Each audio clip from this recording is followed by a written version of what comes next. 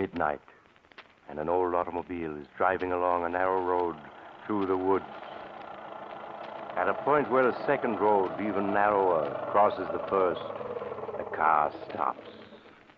Here you are, young fella. This is the professor's place. Is it? All I can see is woods. It's up that road about 50 yards. Look sharp and you can see the light shining between them two trees. Huh? Oh, yes, I see it now. Then I guess I get out here. Would you hand me my bag, Sheriff Ramsey? Right. Here you are. Thanks. And that's $1 I owe you, right? Yep, thank you. You know the professor, do you? Yes. I was Professor Clark's laboratory assistant back in college 10 years ago. Oh. Why? I was thinking maybe you could drop a hint to him. A hint? What kind of a hint? Well, that there's been some talk in town of running him and that man of his, that Barton fella, out of the county. Running Professor Clark? Oh, you're not serious. Yep. Of course, it's just talk. So far. But what has anybody got against Professor Clark? There isn't a milder man in the world. Well, maybe so, but folks has got wind of what happened at the state penitentiary over in Hillvale last year. Sheriff, you're talking in riddles. What did happen? The professor went over there when they hanged Richard, that hold-up killer. Uh-huh. And the warden gave the professor the murderer's brain. That's what happened. Well, what of it? Professor Clark is a great authority on nerve and brain tissues. Maybe he wanted it for research purposes. I'm not saying he didn't. I'm just telling you how folks are talking. They think he's keeping that brain in a big glass jar and making it grow. Oh, that's perfectly ridiculous. Well, they don't think so. They got the notion that brain is as big as a bull calf by now, and they're afraid someday it'll escape. Sheriff, for a minute I was taking you seriously. A brain as big as a calf? Oh, I'm not saying I ever believed it, but it'd be a good idea if the professor'd give folks the notion of what he's really doing in that laboratory of his, with that Barton fella to help him. Then maybe the talk would die down. I understand. All right, Sheriff, I'll mention it to him. Well, then I'll be getting on. Good night, young fella. Good night, Sheriff. Right up that road about 50 yards. You can't miss it.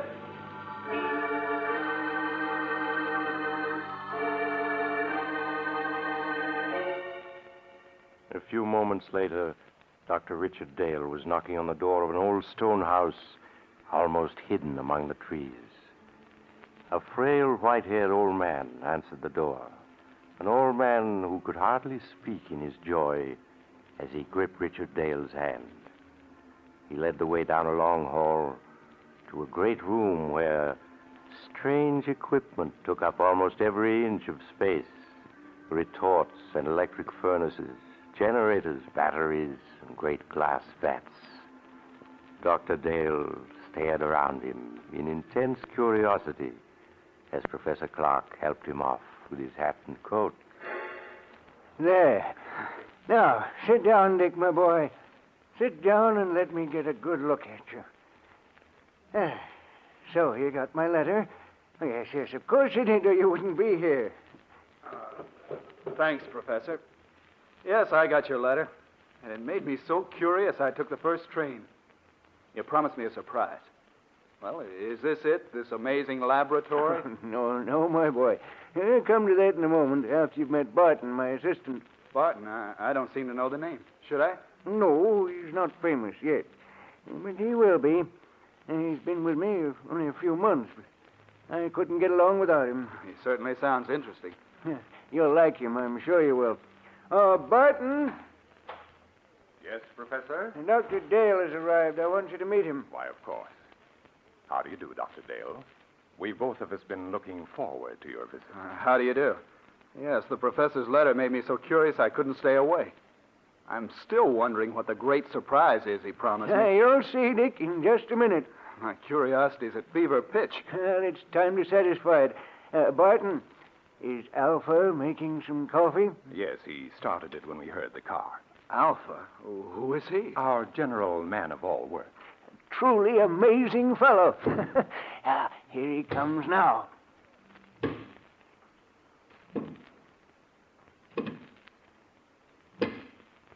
Shall Alpha serve coffee? Good heavens. I said you'd be surprised, Dick. He's not human. He's a machine, a robot. Yes, my boy. An artificial man made from metal and synthetic brain tissue. A machine man.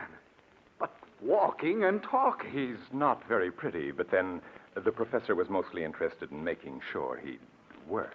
He must weigh a ton. No, only about 300 pounds. You see, Alpha's mostly aluminum and other light alloys.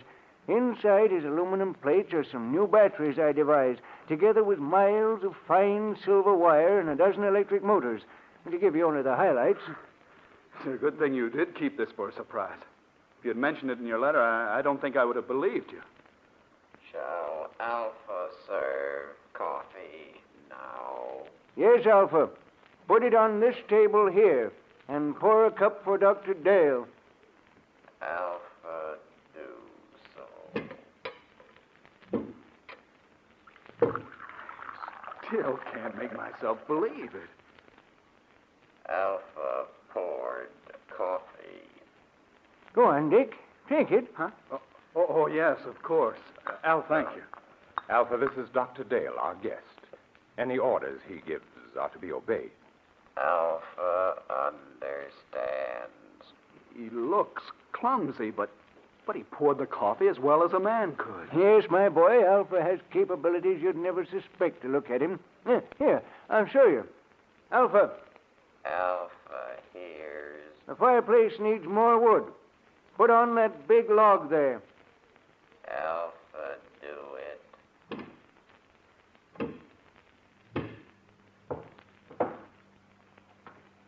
Alpha has log. Now, break it in half.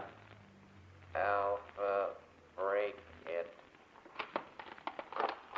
6-inch log, and he's breaking it with his hands. Alpha put log on fire. Good. We won't need you any more tonight, Alpha. You can go back to your room now. Alpha is going. Be sure to switch off your batteries. They're going to need recharging tomorrow. Alpha understands. That's the most incredible thing I ever saw. You see, Dick, I try to treat Alpha as if he were really a man. So I give him a room of his own. Like any machine, he's completely inactive when his batteries have been switched off. But his brain continues to function. It's an artificial protoplasm that I spent 8 years creating. It's the only thing that makes him different from any other machine. But it means Alpha can think. Think like a man. A machine that can walk and talk and think. Ah, but Alpha's not the only surprise I have for you, Dick. He's not? No, I have another one, even more astonishing. But you'll have to wait until morning to learn about that, because now it's time we were both in bed. I suppose you're right. It's after 1. I know you must be tired. I'm getting old, so I'm going up to bed now, Dick. Barton will show you to your room. Of course, Professor. I'll see you in the morning then. Yes, we'll have a long talk tomorrow. Good night. Good night, Professor Clark. Oh, Dr. Dale. Yes, Barton? Could we talk for a minute before I show you to your room? Oh, yes, of course. It occurs to me the professor forgot to tell you why he asked you here. Oh, yes, that's true. And I've been so interested I forgot to ask. It was his hope that you'd stay indefinitely and help us carry forward the work we've been doing here. Stay indefinitely? Well, I have my own work. Don't say no yet. Now, just think, Dr. Dale. Alpha is stronger and more rugged than a man. He needs no rest, no food. Yet he can do the work of 3 men. He can plow, reap, run machinery. Think how much drudgery a million like him could lift from mankind's shoulders. Yes, that's true. And already Alpha is technically obsolete. Professor Clark has the blueprints for a new machine man, as superior to Alpha as an airplane is to a bicycle. We want you to help us build them. Well, I'm certainly tempted. Perhaps I could arrange. Ah, excellent. And now there's only one more thing I want to tell you. Yes? What is it? It's about Alpha. You must help me persuade the professor to dismantle him. Dismantle him? Why? he has become dangerous. I don't understand. Because he was the first successful machine man that the professor built. He is imperfect in many ways. He's not completely reliable. I'm afraid that someday he may escape from the house and so do some damage that would seriously upset our plans. Yes, that could easily happen. The local inhabitants are unfriendly enough as it is. I know. Sheriff Ramsey was warning me about that tonight. All right, I'll speak to Professor Clark about it tomorrow. Ah, good. Then I'll show you to your room now, if you wish. Yes. I am sleepy. If you'll just come this way.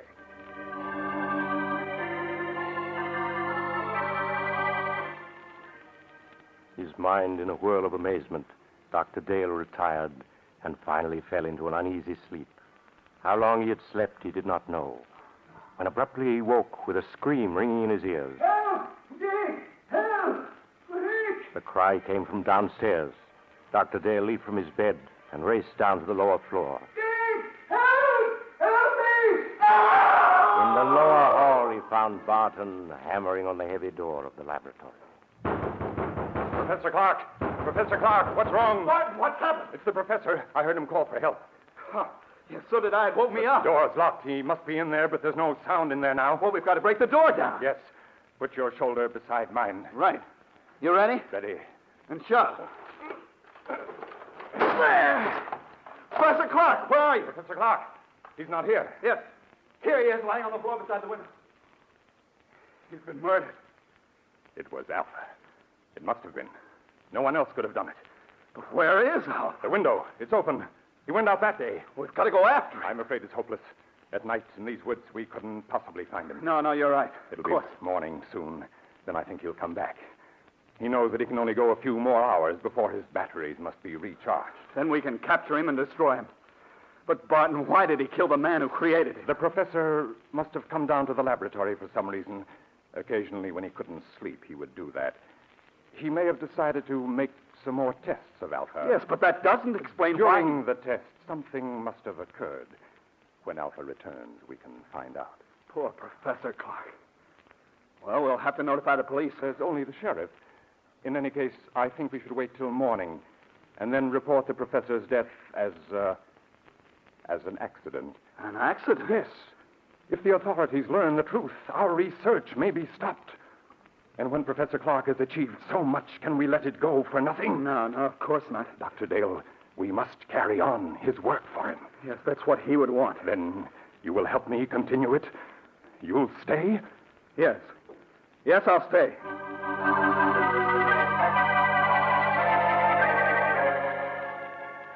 Greatly upset by the tragedy, Dr. Dale returned to bed and at last fell into an uneasy sleep, haunted by dreams of Alpha, the metal monster Professor Clark had created. When he awoke, the sun was shining, and he could hear Barton moving about downstairs. He dressed and went down to find Barton getting breakfast ready. Oh, good morning, Dr. Dale. Good morning, Barton. Any sign of Alpha? Not yet. Well, we ought to start a search for him. But first, I think you ought to eat breakfast. Everything's ready. Oh, all right. Some coffee anyway. Yes. Sit here. Thank you. I didn't know you were a cook as well as a lab assistant, Barton. I've learned to do a lot of things since I came here. Aren't you going to eat, too? I'm not hungry. I seldom am. But I thought that while you ate, I might outline some of the problems facing us. That's a good idea. You see, though Alpha's brain is of synthetic protoplasm, it is not completely artificial. I was wondering about that. Sheriff Ramsey mentioned that the professor secured a human brain From an executed killer, yes. The professor found that to give life to his artificial brain tissue, it was necessary to add a small amount of tissue from a real brain. I see. The real tissue gave life to the rest. Of course. Yes, but in this instance, it may have tainted Alpha's brain with the murderous impulse of a killer. Yes, that sounds plausible. So our first problem will be to obtain untainted brain tissues to blend with the artificial tissues we will make according to the professor's formula. That should give us no trouble. I can get what we need through the research laboratories where I'm connected. Ah, then that solves our worst problem. The rest will be matters of detail. Fortunately, there's enough equipment here to build a dozen or so robots. Like Alpha, you mean? No, the far more advanced type Professor Clark was perfecting. And now, if you've finished, I have something to show you. Yes, I'm through. I don't feel much like eating after last night. Then come with me to the laboratory, and I'll show you the second surprise that Professor Clark had in store for you.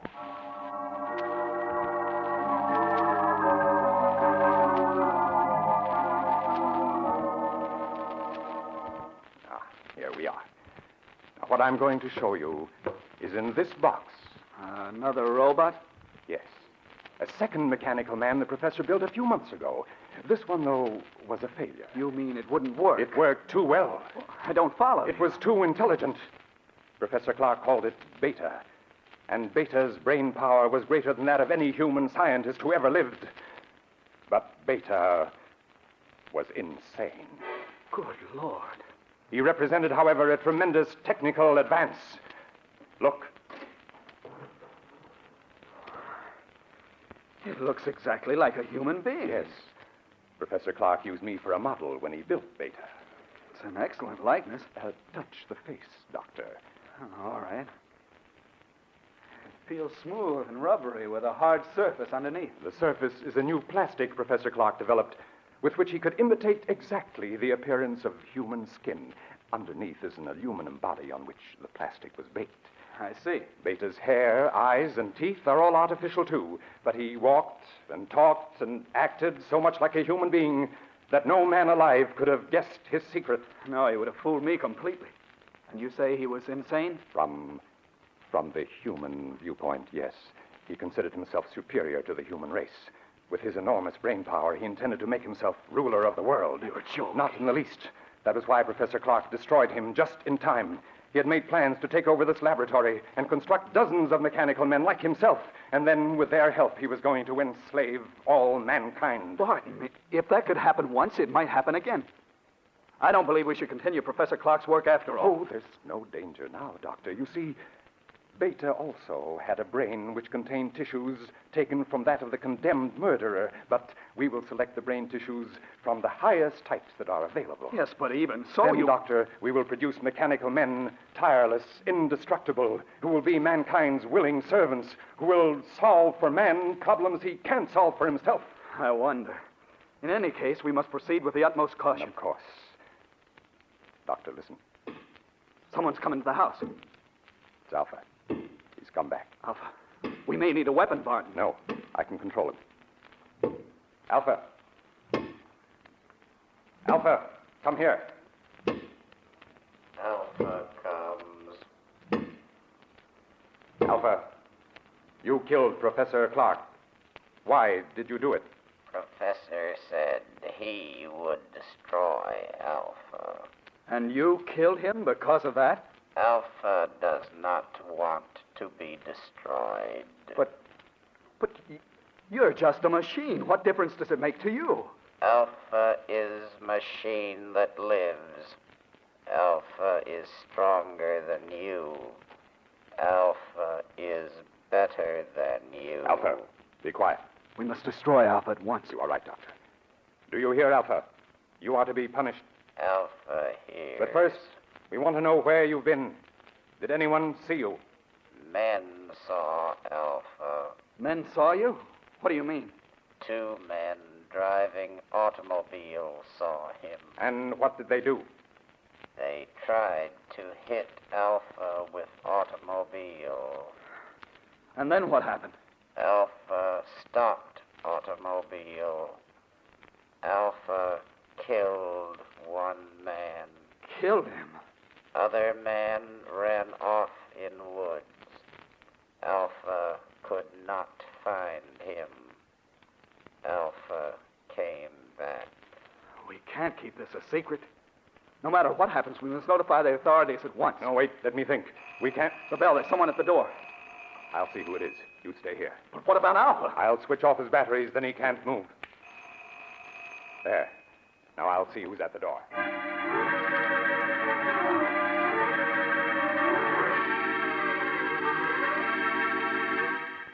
Dr. Dale waited while Barton went to the door. He heard the door open and recognized the excited voice of Sheriff Ramsey speaking. Then a moment later, Barton came back into the laboratory followed by the sheriff, who held a revolver in his hand. But, Sheriff, if you'd only let me explain... Never mind that. You're coming with me, both of you. Dr. Dale, perhaps you can reason with the sheriff. He insists that we're under arrest. Yes, and I'm taking you to the lockup. The professor, too. Where is he? Professor Clark is dead, Sheriff. Dead. He was killed last night when an experiment he was engaged in went wrong. An experiment, huh? I suppose it was an experiment that crushed the life out of him. It crushed the life out of Jed Thompson an hour ago down the road and scared Fred Jennings so bad all he can do is jabber about monsters. It's true. The thing that killed both the professor and Thompson is an experiment. It's standing there behind... Behind... A machine. A man made out of machinery. Oh, don't be alarmed, Sheriff. It's perfectly harmless now. It is a machine man which Professor Clark built. Unfortunately, it got out of control. I don't believe it. I don't blame you, Sheriff, but that's the truth. I think I can convince you. What are you doing? Stand still. I'm simply going to switch Alpha on. There.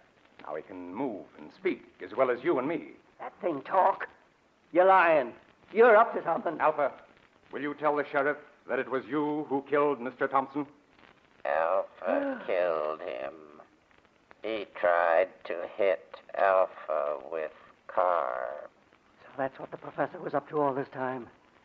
Building that thing. Now, Sheriff, surely you realize that we are not murderers. Maybe not, but you'll come to jail just the same. You're partly responsible anyhow. But, Sheriff... Anyway, it's for your own protection. There's a mob on its way out here from town. They're going to burn this place down. What? I got to put you in jail for your own safety. They're ready to lynch you right now. Burn the place down. That's what I said. So turn that machine thing off and come along. We ain't got much time. No.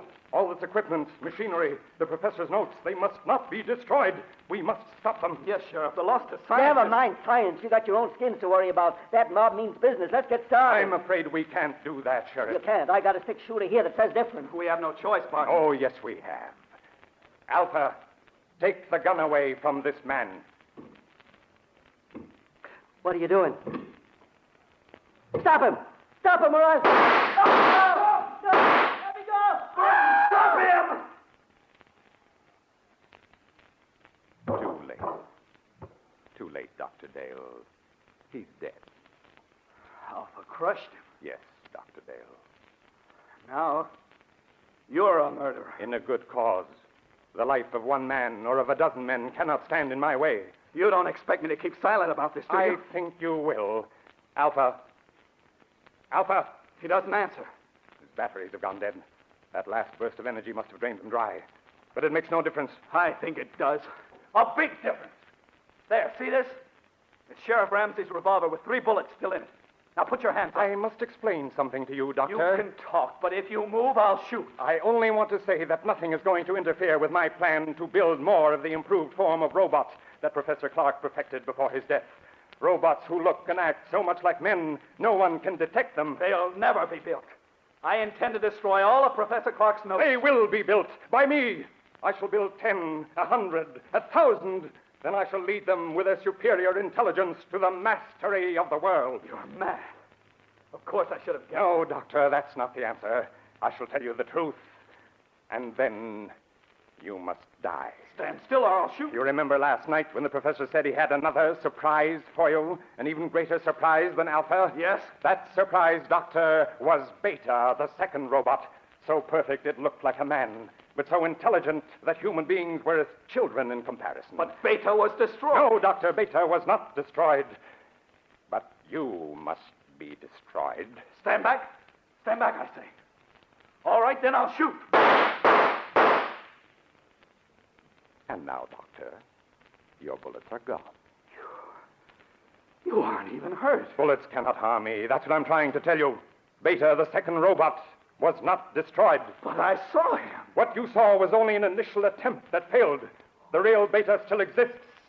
You see, Dr. Dale, I am Beta. You? Yes, I, too, am a mechanical man.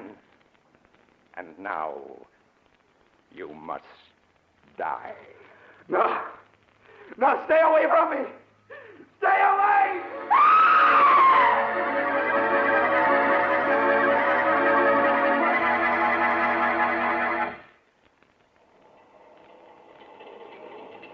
This is the mysterious traveler again.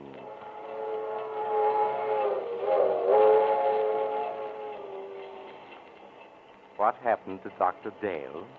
Why, he's still alive. but of course under observation in a hospital. In fact, it was he who told me the story. You see, the mob that was coming to burn down the house arrived just in time to save him. But Barton, or Beta as he called himself, escaped. He could hardly have survived all those bullets if he had been human, could he? I wonder if the story is true. Do you suppose that somewhere a strange individual who is really a robot is making other mechanical men, preparing to carry out Barton's plan to rule the world? Oh, you haven't time to talk about it now. You're getting off here. I'm sorry. But perhaps we'll meet again soon. I take this same train every week at this same time.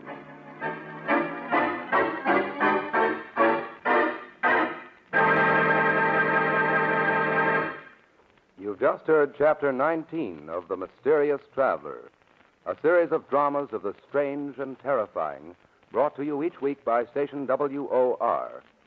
In tonight's story, Beware of Tomorrow, Will Hare played Dr. Dale, and Don Randolph played Barton. Also featured were Maurice Tarplin and Philip Clark.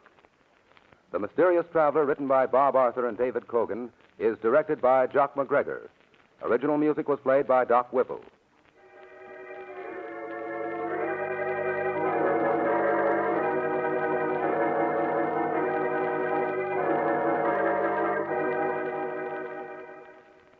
Listen next week to a tale titled The Accusing Corpse. Another Tale of the Mysterious Traveler.